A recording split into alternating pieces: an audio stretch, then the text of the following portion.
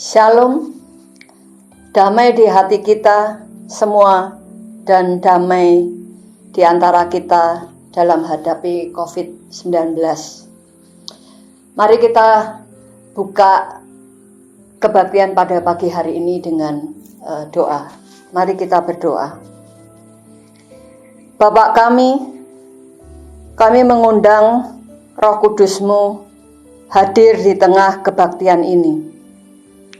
Semoga hikmat-Mu mengalir dan menyertai hamba-Mu. Berkat atas hikmat-Mu kami undang. Dalam nama Tuhan kami, Yesus Kristus, kami berdoa. Amin.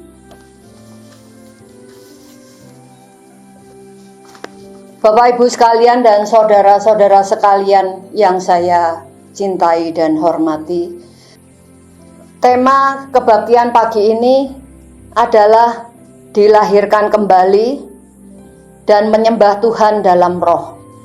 Perjumpaan renungan psikologi dan agama. Bacaan kita adalah Yohanes 3 sampai dengan 6. Demikian bunyinya. Yesus menjawab, katanya, "Aku berkata kepadamu, sesungguhnya jika seorang tidak dilahirkan kembali, ia tidak dapat melihat kerajaan Allah." Ayat 4, kata Nikodemus kepadanya, "Bagaimanakah mungkin seorang dilahirkan kalau ia sudah tua? Dapatkah ia masuk kembali ke dalam rahim ibunya dan dilahirkan kembali?" Jawab Yesus, "Aku berkata kepadamu, sesungguhnya jika seorang tidak dilahirkan dari air dan roh, ia tidak dapat masuk ke dalam kerajaan Allah." Ayat 6, apa yang dilahirkan dari daging adalah daging, dan apa yang dilahirkan dari roh adalah roh. Saya ulangi sekali lagi, apa yang dilahirkan dari daging adalah daging, dan apa yang dilahirkan dari roh adalah roh. Kemudian bacaan kita Yohanes 4, 21 dan 23. Kata Yesus kepadanya, "Percayalah kepadaku, hai perempuan, saatnya akan tiba bahwa kamu akan menyembah Bapa bukan di gunung ini dan bukan juga di Yerusalem. Tetapi saatnya akan datang dan sudah tiba sekarang bahwa penyembah-penyembah benar akan menyembah Bapa dalam roh dan kebenaran." Saya ulangi sekali lagi, penyembah benar akan menyembah Bapa dalam roh dan kebenaran. Bapak Ibu sekalian dan saudara-saudara sekalian yang saya cintai dan hormati, saya diminta oleh Pendeta Ones untuk membawakan firman pada pagi hari ini. Kalau belum pernah ada percakapan dengan Pak Ones, saya tidak akan berani hadir pagi ini di sini, karena saya belum pernah membawakan firman seumur hidup saya. Nah, Pak Ones mengatakan bahwa kebaktian hari Senin Universitas Kristen Satya Wacana adalah kebaktian yang mengekspresikan perjumpaan iman, agama, dengan ilmu pengetahuan. Karena saya sudah menimba ilmu pengetahuan dari Universitas Kristen Satya Wacana sejak 83 dan saya praktekkan hingga sekarang, maka saya memberanikan diri hadir di tempat ini. Dan ini merupakan sebuah kehormatan buat saya, karena ini bentuk pertanggungjawaban kerja saya berdasarkan ilmu pengetahuan yang diberikan oleh Universitas Kristen Satya Wacana. Bapak, Ibu, saudara sekalian, saya lulusan bimbingan konseling Universitas Kristen Satya Wacana, masuk tahun 1979 dan lulus 1983. Saya berpraktek menjadi seorang konselor pendidikan dari ilmu ini di SMA Kristen Petra II dari tahun 1983 sampai 1987. Lalu dari tahun 89 sampai dengan sekarang saya berpraktek sebagai konselor pendidikan yang tidak dibayar. Karena pekerjaan-pekerjaan manajerial yang dilakukan di dalam pendampingan pada orang yang terpinggir, tertindas, dan yang punya masalah membutuhkan pengetahuan-pengetahuan dan keterampilan sebagai konselor. Bapak Ibu sekalian, Universitas Kristen Satya Wacana ini adalah pionir di keberadaan bimbingan konseling di Indonesia. Pelopornya adalah Ibu Aryatmi, dengan didukung oleh muridnya yang sekarang telah menjadi profesor yang bernama Lobi Lukmono. Satya Wacana, bimbingan konseling Satya Wacana, pada waktu saya kuliah itu memberikan teori dan praktek bimbingan dan konseling itu lebih dari 24 kredit kalau ditambah dengan praktek. Bimbingan konseling itu sebetulnya ilmu psikologi yang diterapkan ke dalam dunia pendidikan. Jadi ini sebuah unsur yang sangat penting dari peradaban modern. Inti dari peradaban modern itu sebetulnya munculnya subjek yang dilindungi oleh hak asasi manusia. Karena itu dunia pendidikan pun memasukkan isu hak asasi manusia melalui bimbingan dan konseling. Karena itu kalau seorang konselor tidak pro hak asasi manusia, itu adalah sesuatu yang aneh. Nah, pada waktu saya kuliah, ada 9 teori psikoterapi yang diberikan oleh dosen dalam negeri maupun luar negeri. Pada waktu tahun 1990, di mana saya memimpin sebuah biro konsultasi dan konseling gratis melalui telepon, di mana saya berhubungan dengan fakultas-fakultas psikologi yang ada di Surabaya. Itu saya menemukan bahwa di Fakultas UNER dan Ubaya pada saat itu baru ada 3 teori psikoterapi, psikologi yang diberikan. Satya Wacana sudah begitu maju. Nah, kemajuannya ini juga diiringi oleh kompetisi di dalam membangun satu sistem psikologi masuk ke dalam dunia pendidikan. Jadi persaingan antara psikiatri, psikologi, dan bimbingan konseling. Bimbingan konseling itu seolah-olah tidak ada harganya karena ini lahir dari dunia pendidikan di mana martabat guru sudah hancur atau bukan hancur, sudah dijatuhkan karena aspek ekonomi. Bapak, Ibu, Saudara sekalian yang saya cintai, ini adalah sebuah profesi yang terhormat, bagian dari memanusiakan manusia. Karena itu saya merasa bangga karena bimbingan konseling pendidikan, bagian dari pendidikan itu masih ada di tengah Universitas Kristen Satya Wacana.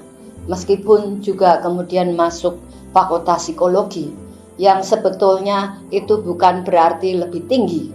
Barangkali di dalam dunia pasar dan di dalam dunia branding itu nampak lebih tinggi. Tapi sesungguhnya psikologi di dalam dunia pendidikan itu adalah sesuatu yang sangat penting dan sesuai dengan martabat dari pendirian Universitas Kristen Satya Wacana yang memulai dari dunia pendidikan. Nah, pekerjaan saya setelah 6 tahun sebagai konselor sekolah, yang kemudian memimpin majalah sekolah, majalah orang tua, dan menjadi koresponden dari sebuah media terkenal di Jakarta, dan kemudian saya menjadi redaktur harian pagi Surya. Sekaligus saya memimpin sebuah biro konsultasi dan konseling melalui telepon, surat, tatap muka, melalui satu sistem kerelawanan, mendampingi orang terinfeksi HIV, korban trafficking, dan berhubungan dengan dunia internasional dan daerah Indonesia. Pengalaman lapangan berhubungan dengan dunia kedokteran ini membuat saya melihat pengembangan profesi yang terbaik adalah saat itu yang saya lihat adalah dari dunia kedokteran. Karena dokter itu melakukan riset sambil kerja. Jadi clinical research. Karena itu saya belajar dari proses ini, maka saya melakukan riset ketika menjadi seorang konselor pendidikan yang adalah menjadi manajernya. Karena saya juga menjadi pendiri dari yayasan sosial yang mendampingi orang-orang yang tidak beruntung. Dari hasil riset ini dibukukan. Kerja ini menggunakan perspektif hak asasi manusia. Generasi pertama yang intinya membebaskan manusia untuk berbuat sesuatu sesuai dengan hasratnya, atau sesuai dengan minat bakatnya, atau sesuai dengan dirinya. Kemudian hak asasi manusia generasi kedua dan ketiga yang meminta pemerintah dan masyarakat, didukung oleh masyarakat, melakukan intervensi agar orang-orang yang lemah bisa diberdayakan. Karena itu di dalam proses pekerjaan ini membuat saya pernah menjadi perwakilan masyarakat sipil di PBB untuk isu HIV dan status perempuan. Bapak Ibu sekalian, meskipun pada waktu saya lulus dari Universitas Kristen Satya Wacana, bimbingan konseling memberikan satu ilmu yang unggul. Namun saya tidak atau belum siap bekerja sebagai konselor pendidikan. Karena saya bingung dari 9 teori tentang manusia itu, mana yang saya pakai. Pertanyaan tentang siapa manusia itu, saya belum mendapatkan jawabannya. Karena itu saya gamang pada saat awal-awal berkarir sebagai konselor sekolah. Karena itu pada waktu saya bekerja hingga hari ini, saya selalu mencari jawaban siapa itu manusia dari berbagai dimensi ilmu yang ada. Nah, kemudian penemuan pertama yang saya temukan adalah manusia itu adalah multidimensi. Dia terdiri dari fisik mengikuti hukum fisiologi. Jadi ini tidak bisa dibantah lagi. Semua bisa dijelaskan melalui evidence base. Di situ para dokter bekerja. Karena itu mereka bisa melakukan prediksi-prediksi terhadap tubuh manusia. Karena memang itu bisa diprediksikan. Kemudian dimensi kedua adalah dimensi psikologi, yang dimana teorinya terlalu banyak terkait dengan mind, emosi, macam-macam, aliran psikologi begitu banyak. Lalu dimensi ketiga adalah sosial, buat saya sosial, karena otak manusia itu punya 3 otak. Kalau kita belajar neuroscience, otak tumbuhan, otak hewan, mamalia, yang membuat kita punya naluri geng. Karena itu wajar kalau ada kita cenderung secure, bukan cenderung, kita secure dengan kelompok kita, keluarga kita, karena itu berasal dari otak mamalia. Jadi dimensi sosial itu bagian dari alamiah manusia. Nah, keempat itu adalah dimensi roh. Di dalam perjalanan saya mencari hukum-hukum fisik, psikis, sosial, dan roh, itu menemukan banyak jawaban pada dimensi psikis, fisik, psikis, sosial, berdasarkan juga neuroscience dan ilmu-ilmu yang lain. Tiga dimensi ini mengikuti hukum sebab dan akibat. Jadi kalau kita tidak menjaga tubuh kita, tidak makan makanan yang baik dan tidak mengikuti hukum fisik ini, maka kalau kita jatuh sakit, kemudian kita berdoa meminta untuk disembuhkan dan pada proses sakitnya sudah begitu lama, sebetulnya ini ada kesalahan di situ, karena kita harus tunduk pada hukum fisik yang juga dari Allah. Nah, kemudian di dalam perjalanan hidup saya itu ada perkembangan. Fisik itu mempengaruhi psikis. Pada saat saya aktif di HIV itu, hubungan fisik dan psikis itu belum diterima di dunia kedokteran. Ada teman baik saya yang sudah menjadi profesor, itu melakukan penelitian tentang pengaruh stres terhadap daya tahan tubuh, menurunkan imunitas. Dan dia membuktikan memang betul bahwa stres itu bisa menurunkan imunitas manusia. Jadi hubungan antara fisik, psikis, sosial itu bisa dijelaskan. Nah, dimensi roh ini yang membingungkan. Jadi saudara-saudara sekalian, Bapak Ibu sekalian yang saya hormati, studi saya mengalami kebuntuan di dalam hubungan tadi yang dimensi alamnya itu dengan roh. Karena di dalam peradaban modern itu, ego itu menempatkan posisi yang sentral. Manusia tanpa ego yang utuh, sehat, dia tidak bisa bereksistensi secara produktif. Karena itu di dalam dunia psikologi itu diusahakan untuk mengatasi ego, membuat orang punya ego yang sehat sama utuh. Ego bisa menjadi punya masalah kalau dia mengalami berbagai bentuk kekerasan fisik, verbal, psikologis, sosial, ekonomi. Karena itu bisa melahirkan ego yang lemah, tak utuh, bermasalah. Nah, pada orang-orang yang mengalami masalah, diskriminasi, dan ini juga pengalaman saya, karena itu saya bisa merefleksikan, ego lemah, tak utuh, bermasalah, di dalam dialog dengan agama itu diminta untuk mengalah, mengampuni, mencintai. Berarti kan semakin bermasalah, dia semakin tidak bisa beradaptasi. Karena itu ini yang membingungkan saya, apakah mengikuti hukum spiritual atau hukum alamiah ini. Ini lama sekali saya tidak mendapatkan jawaban. Bahkan di dalam kursus agama yang diadakan di Jogja Intervide, saya mengikuti sebuah kursus agama. Saya bertanya pada guru yang mengajar, pada waktu pertanggungjawaban terakhir itu siapa yang bertanggung jawab, aspek apa yang bertanggung jawab. Karena kalau ego yang berasal dari psikologi yang sifatnya alamiah, dan kalau itu kita mengalami stroke dan sebagainya, menjadi pelupa dan sebagainya, ini adalah dimensi alamiah.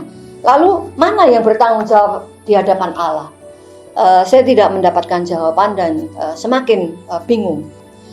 Nah, kemudian jawaban itu justru saya dapatkan ketika saya kembali ke kampus ini, Oktober 2020. Di dalam kota yang sejuk, sepi, dan membuat tidak ke mall dan sering merenungkan di waktu subuh, saya mendapatkan jawaban itu pada saat Paskah tahun 2020. Jadi saya Oktober 2019, Paskah 2020 itu saya dapatkan. Bapak Ibu sekalian, ego yang dibangun oleh peradaban modern ini itu adalah dimensi psikis yang sifatnya alamiah. Nah ini dalam interpretasi saya yang disalibkan. Jadi kita memang perlu mencapai sebuah ego yang utuh, yang sehat, dan itu harus disalibkan kalau kita menerima Yesus sebagai Tuhan. Nah pada saat ego ini disalibkan, maka kita harus membuka dimensi roh.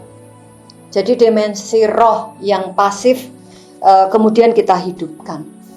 Dimensi roh inilah yang harus kita hidupkan, dan kemudian ego tadi ditransformasikan menjadi namanya real self atau ego yang sejati. Nah pada saat kita dilahirkan kembali, ego sejati ini berproses terus, di mana pada akhirnya ego alamiah kita menjadi kecil, dan kemudian ego yang digarap bersama Tuhan ini menjadi semakin besar. Jadi ini satu penemuan penting di dalam pergumulan iman saya pada saat saya menemukan tentang pemikiran tentang roh, dan kemudian saya praktekkan, kemudian hidup saya menjadi lebih berdaya, lebih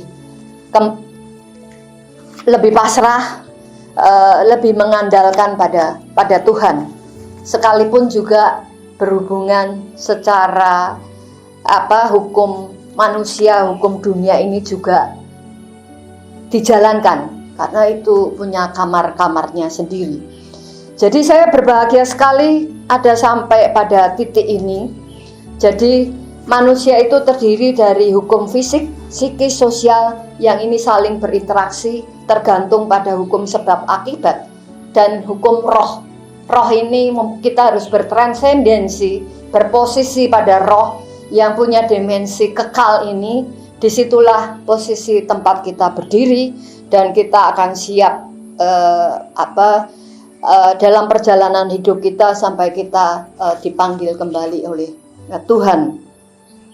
Dimensi roh ini tidak mengikuti, memang berhubungan dengan hukum dunia, tapi dimensi roh ini punya logikanya sendiri. Di situ tempat hati nurani dan tempat kesadaran. Jadi hati nurani dan kesadaran ini adalah sesuatu yang sangat penting, karena peradaban kita itu dibangun di dalam dimensi fisik, psikis, sosial, di dalam satu mekanisme eksploitasi, saling mau memanfaatkan, menggunakan, dan sebagainya.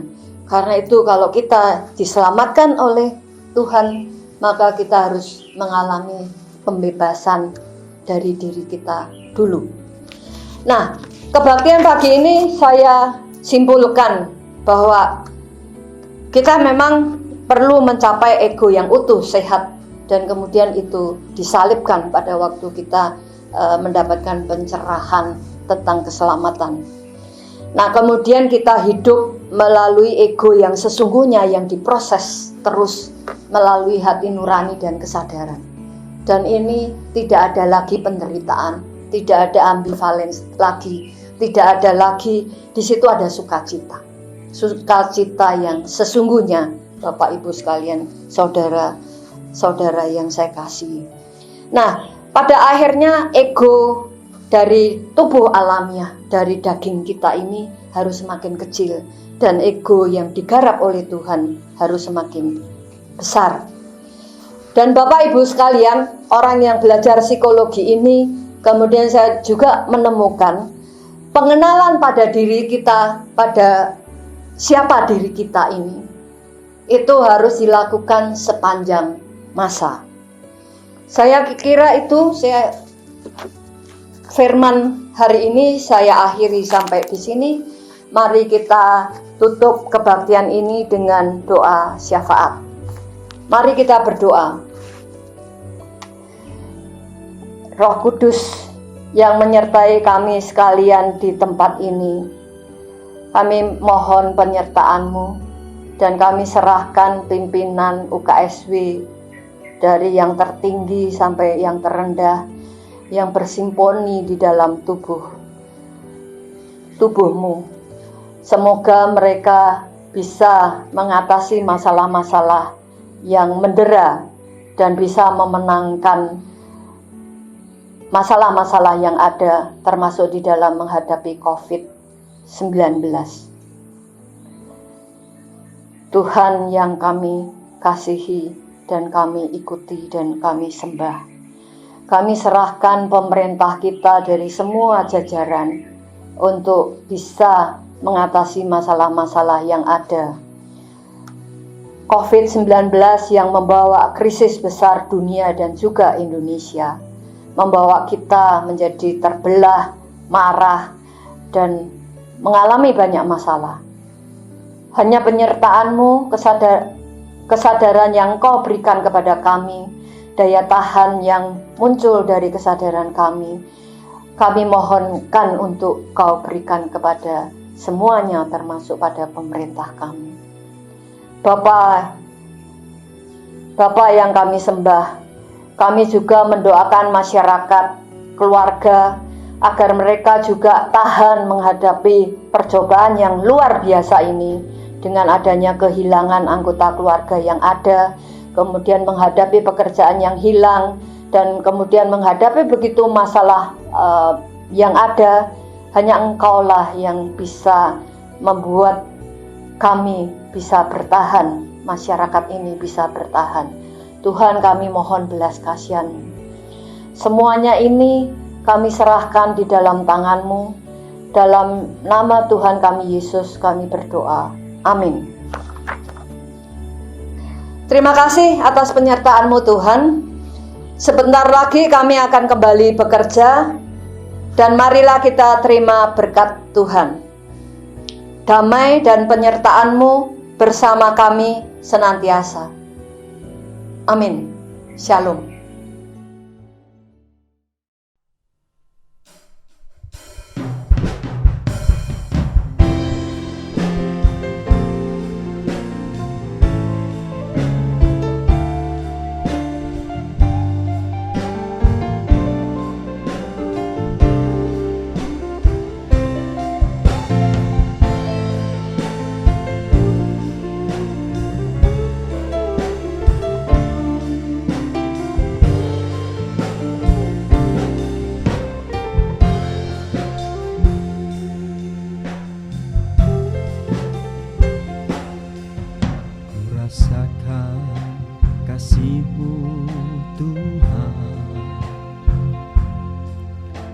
Rasakan kuasa-Mu Tuhan, ku rasakan kasih kuasa Roh Kudus, ku rasakan kehadiran-Mu. Ku rasakan kasih-Mu Tuhan,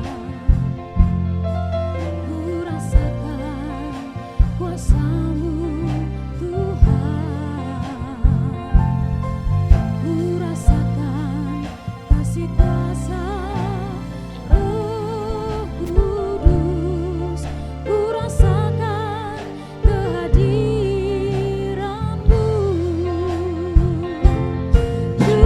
Curahkanlah kuasa-Mu Tuhan, mujizat terjadi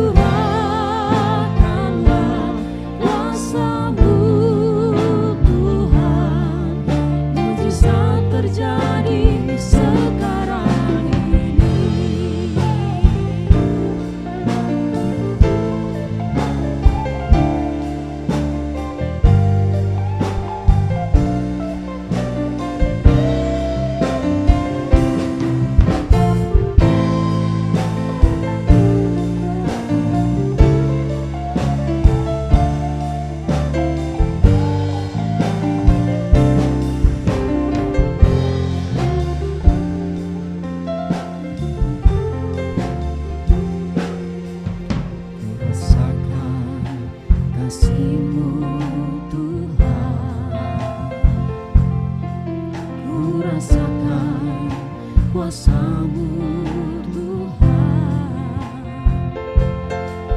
Ku rasakan kasih kuasa Roh Kudus, ku rasakan kehadiran-Mu. Curahkanlah kuasa-Mu Tuhan, mujizat terjadi di tempat ini. Curahkanlah kuasa-Mu Tuhan, mujizat terjadi sekarang ini. Curahkanlah kuasa-Mu Tuhan, mujizat